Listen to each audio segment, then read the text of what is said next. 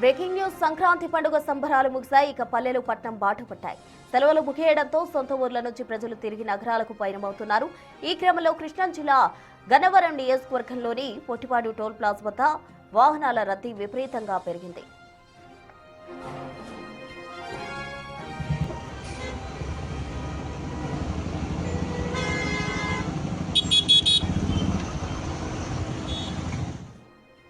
ఉంగటూరు మండలం Pottipadu toll plaza వద్ద జాతీయ రహదారిపై వాహనాలు కిలోమీటర్ల మేర బారులు తీరాయి.